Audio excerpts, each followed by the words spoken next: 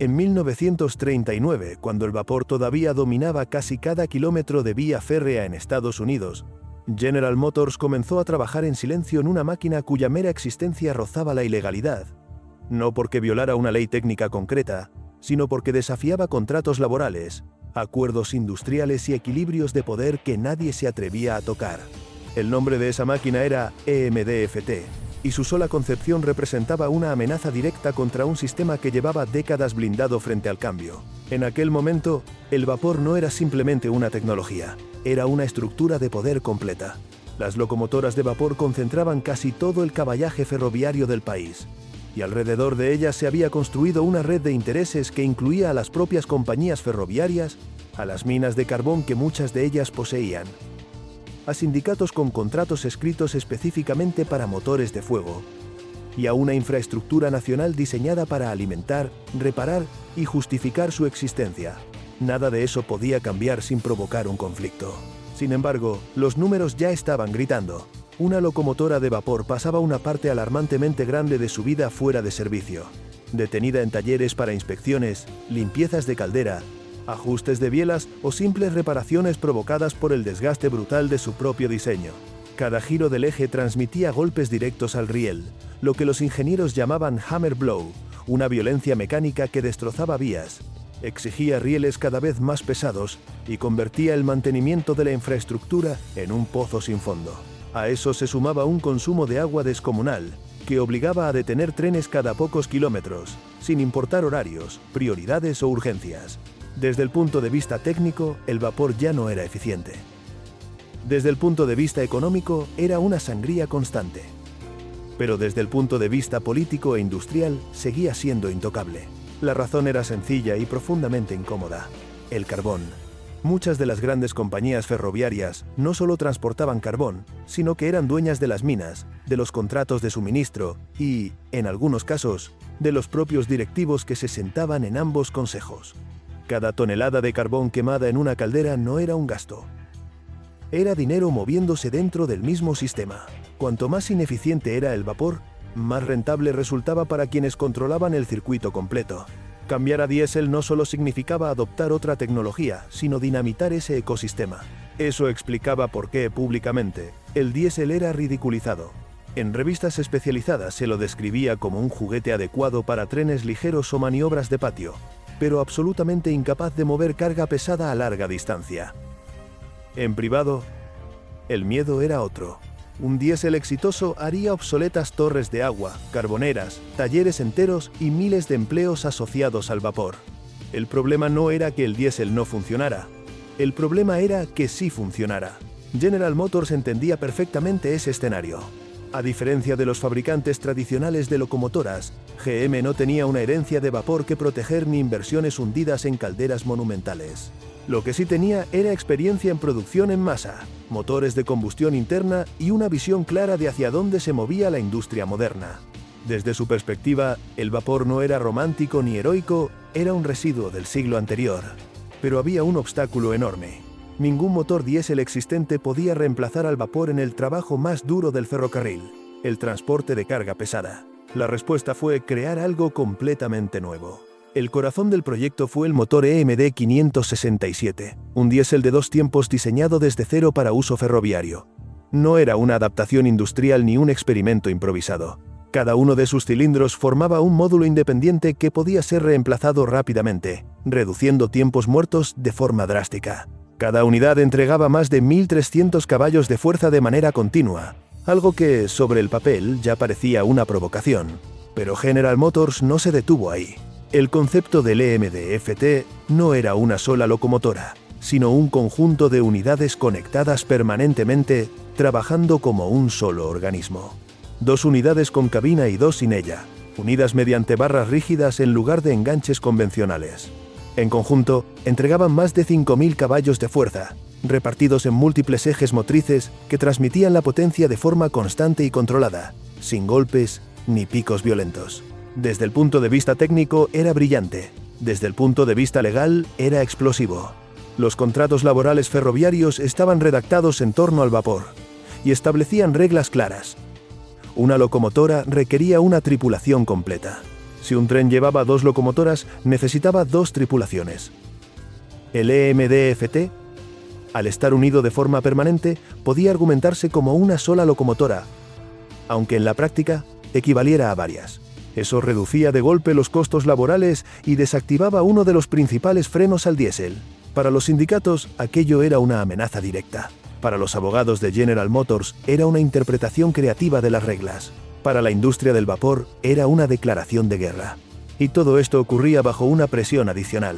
El contexto internacional se oscurecía rápidamente.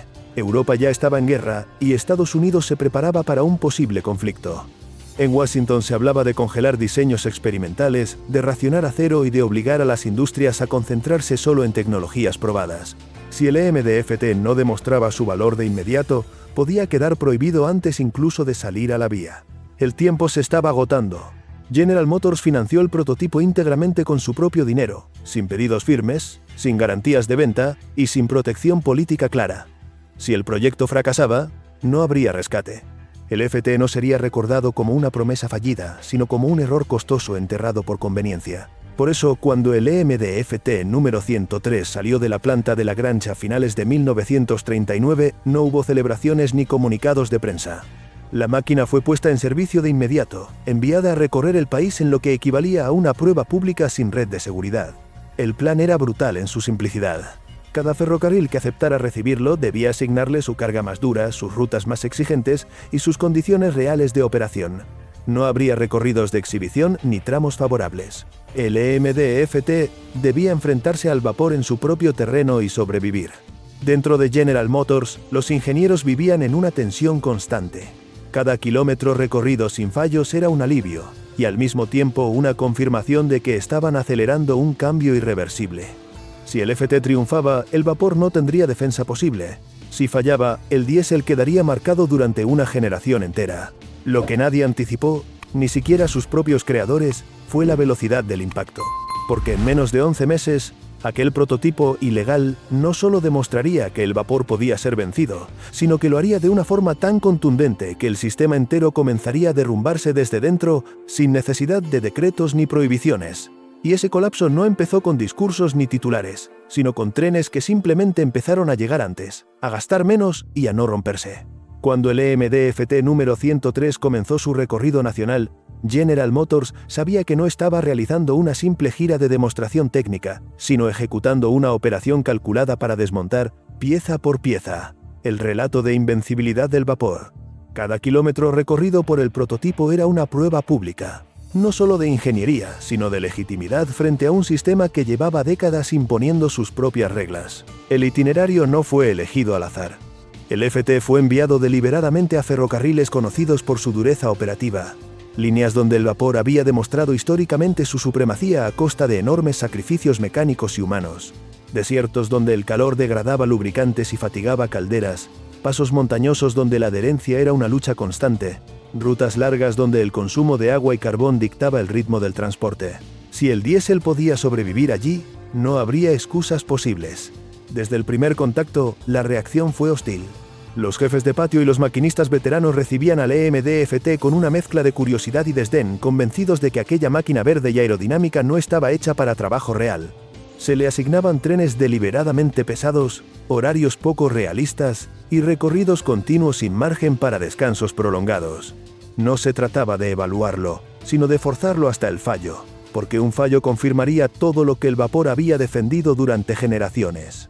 Pero el fallo no llegaba. El EMDFT comenzaba cada jornada sin ceremonias, arrancando con una regularidad que contrastaba violentamente con el ritual del vapor. No había que encender fuego durante horas ni esperar a que una caldera alcanzara presión.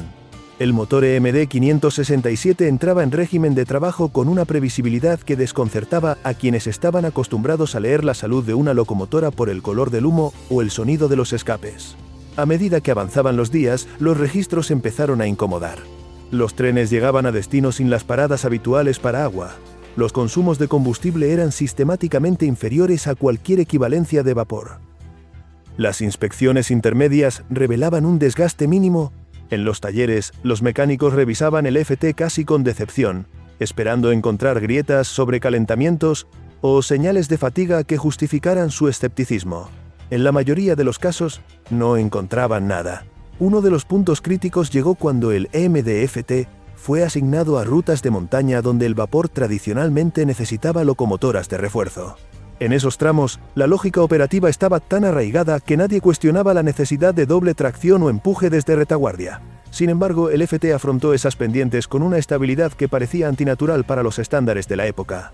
La clave estaba en algo que el vapor nunca había podido ofrecer de forma consistente: adherencia controlada. Mientras las locomotoras de vapor concentraban su potencia en un número limitado de ejes, provocando patinajes violentos cuando las condiciones eran adversas, el EMDFT distribuía su fuerza a través de múltiples ejes motrices, todos alimentados por motores eléctricos capaces de entregar par de manera uniforme. El resultado no era espectacular ni ruidoso, pero era devastador para el viejo paradigma. El tren simplemente subía, sin lucha visible, sin dramatismo, sin el espectáculo heroico al que el vapor había acostumbrado a sus defensores. Ese comportamiento generó un cambio silencioso entre los propios ferroviarios. Al principio, el FT era observado como una anomalía interesante, luego como una herramienta útil, finalmente como una amenaza directa, porque si una sola unidad diésel podía realizar el trabajo de 2 o 3 locomotoras de vapor, el problema dejaba de ser técnico y pasaba a ser estructural. Menos locomotoras significaban menos tripulaciones, menos talleres, menos infraestructuras dedicadas exclusivamente al vapor. Los sindicatos comenzaron a prestar atención. El sistema de unidades permanentemente acopladas del EMDFT no solo reducía costos de operación, sino que desafiaba directamente la interpretación tradicional de qué constituía una locomotora. Legalmente, seguía siendo una sola máquina. Funcionalmente, era una fuerza equivalente a varias. Ese vacío jurídico, cuidadosamente explotado por General Motors, encendió alarmas en un sector que entendió rápidamente lo que estaba en juego. Sin embargo, intervenir no era sencillo. El FT no estaba violando explícitamente ninguna norma existente, y su rendimiento hacía cada vez más difícil justificar una prohibición abierta. Además, la presión del mercado comenzaba a inclinar la balanza. Los responsables de tráfico y los contables veían resultados tangibles: menos interrupciones, mayor puntualidad, reducción de costos operativos.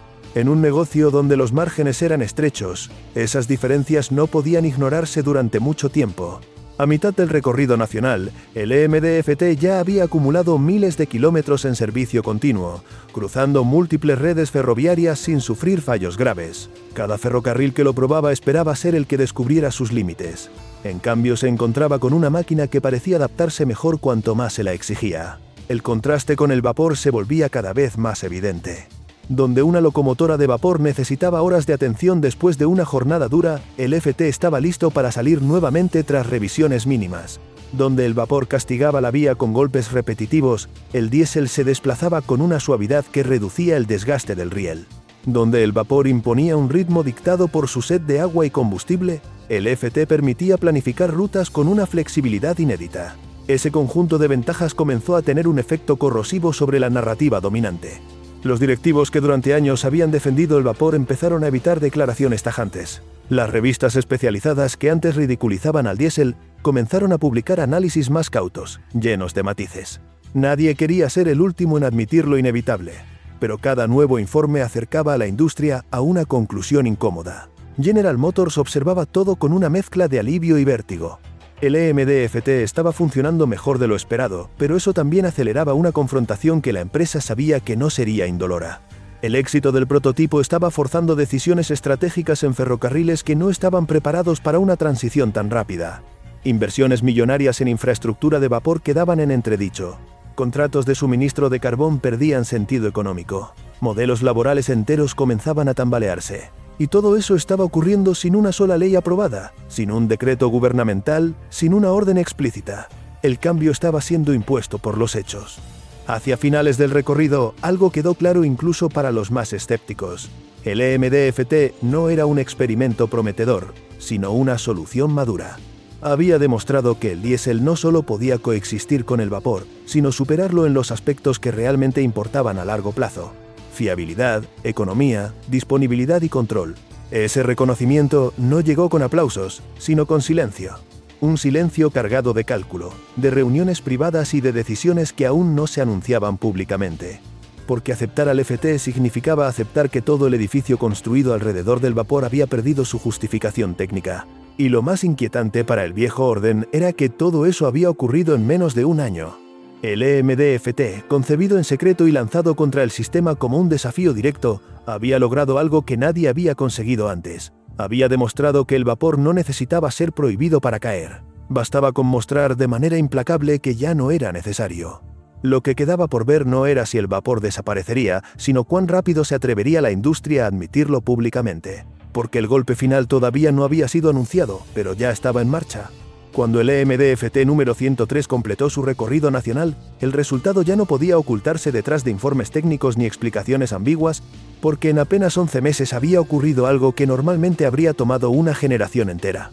El vapor había perdido su condición de tecnología incuestionable, no por decreto, no por una crisis repentina, sino porque había quedado expuesto frente a todos como innecesariamente complejo, caro y vulnerable en comparación con una alternativa que funcionaba mejor en casi todos los frentes relevantes. El impacto real no se produjo en las vías, sino en las oficinas. Los contables comenzaron a cruzar datos que hasta entonces nunca se habían comparado de forma directa. Coste por tonelada kilómetro, horas reales de disponibilidad, tiempo medio entre fallos, consumo energético total, incluyendo infraestructura asociada. En cada columna, el EMD-FT aparecía como una anomalía incómoda. Una máquina que no solo igualaba al vapor, sino que lo superaba de manera sistemática, eliminando pasos intermedios, reduciendo dependencias y simplificando la operación diaria del ferrocarril. Por primera vez, el vapor no perdía por falta de potencia, sino por exceso de complicaciones. Una locomotora de vapor seguía siendo capaz de arrastrar cargas enormes, pero para hacerlo necesitaba agua, carbón, personal adicional, paradas obligatorias y una red de soporte constante que convertía cada kilómetro recorrido en un ejercicio de desgaste acumulado. El EMD-FT, en cambio, funcionaba como un sistema cerrado, predecible, casi indiferente al entorno, capaz de mantener un rendimiento constante durante jornadas que habrían agotado a cualquier máquina de vapor equivalente. Ese contraste forzó una pregunta que nadie había querido formular en voz alta. Si el diésel podía hacer el mismo trabajo con menos recursos, menos personal y menos interrupciones, ¿por qué seguir sosteniendo el vapor? La respuesta, hasta ese momento, había sido siempre política y económica, no técnica. Pero tras el recorrido del FT, esa defensa empezó a resquebrajarse. Los contratos de carbón, las inversiones en infraestructura de vapor y las jerarquías internas ya no parecían activos estratégicos, sino cargas heredadas de un sistema que había dejado de ser competitivo. Los directivos más pragmáticos lo entendieron primero. No hicieron anuncios públicos ni declaraciones grandilocuentes, pero comenzaron a actuar. Se autorizaron pedidos limitados de unidades diésel adicionales. Se enviaron equipos a capacitarse en mantenimiento eléctrico. Se redujeron inversiones en nuevas instalaciones de vapor. Pequeñas decisiones, aparentemente inconexas, que señalaban un cambio de rumbo irreversible. El EMD-FT no fue adoptado de golpe, pero dejó algo mucho más peligroso para el viejo orden. Dejó una referencia. Cada nueva locomotora de vapor comprada después de su demostración era comparada, explícita o implícitamente, con lo que el FT había demostrado ser posible. Cada retraso, cada avería, cada coste inesperado del vapor reforzaba la sensación de que se estaba invirtiendo en una tecnología que ya había sido superada, aunque nadie quisiera admitirlo oficialmente. Los sindicatos, que inicialmente habían visto el FT como un problema legal, comenzaron a entender que el conflicto no era puntual, sino estructural. El diésel no solo reducía tripulaciones, sino que cambiaba la naturaleza misma del trabajo ferroviario. Menos esfuerzo físico, más supervisión técnica, más énfasis en procedimientos y menos en resistencia humana. Para muchos trabajadores jóvenes, eso no era una amenaza, sino una mejora. Para las estructuras tradicionales, era una pérdida de control.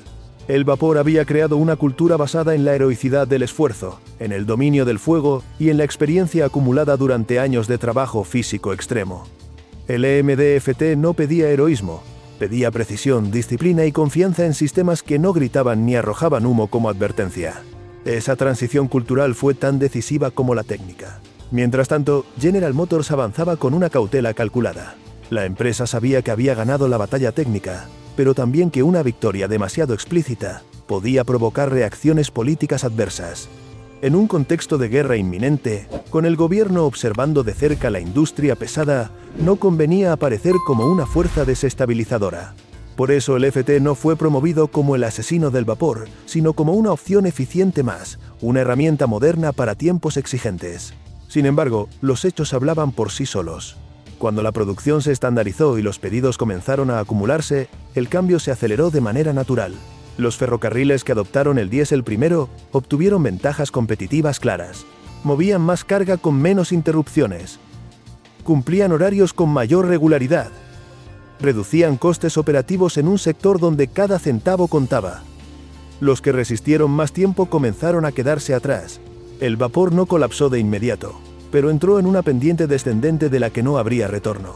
Lo más significativo es que todo ese proceso se desencadenó sin que el EMDFT necesitara una protección legal especial, una subvención gubernamental o una prohibición explícita del vapor. El prototipo que muchos consideraron ilegal no ganó porque violara las reglas, sino porque demostró que esas reglas estaban diseñadas para proteger una tecnología que ya no era la mejor opción. En apenas 11 meses, el FT había recorrido el país, enfrentado los peores escenarios operativos y obligado a una industria entera a mirarse al espejo. El resultado no fue una revolución ruidosa, sino una aceptación silenciosa de que el centro de gravedad del ferrocarril había cambiado. Con el paso de los años, ese cambio se normalizó. El motor EMD 567 evolucionó, se refinó y se convirtió en la base de generaciones enteras de locomotoras diésel. El concepto de unidades múltiples controladas por un solo maquinista se volvió estándar. La infraestructura ferroviaria se adaptó gradualmente a un mundo sin torres de agua ni carboneras omnipresentes. El vapor, que durante décadas había sido sinónimo de poder, pasó a ser una excepción, luego una curiosidad y finalmente un recuerdo. Pero el origen de todo ese proceso quedó, durante mucho tiempo, convenientemente difuminado. No era cómodo admitir que el colapso del vapor no había sido producto de una lenta obsolescencia inevitable, sino de un desafío directo, cuidadosamente planificado, ejecutado en silencio y resuelto en menos de un año. El EMDFT no fue una transición amable, fue una demostración implacable de que la eficiencia podía derrotar a la tradición sin necesidad de confrontación abierta. Hoy, cuando se revisa esa historia con distancia, resulta evidente que el verdadero carácter ilegal del FT no estaba en su diseño técnico, sino en lo que representaba. Rompía acuerdos tácitos, exponía conflictos de interés, forzaba decisiones que muchos preferían posponer indefinidamente. Era ilegal en el sentido cultural, no en el jurídico. Y precisamente por eso funcionó. Porque mientras el sistema intentaba defenderse con normas escritas para otro tiempo, el EMDFT avanzó haciendo lo único que podía desarmar cualquier resistencia prolongada. Cumplió su trabajo mejor que la alternativa. El vapor no fue derrotado por falta de respeto, ni por desprecio a su historia, sino por una realidad que ya no podía ignorarse. En 11 meses, un prototipo construido contra la corriente demostró que el futuro no siempre llega anunciado, y que a veces las revoluciones más profundas comienzan con una máquina que simplemente hace lo que promete, sin pedir permiso y sin esperar aplausos.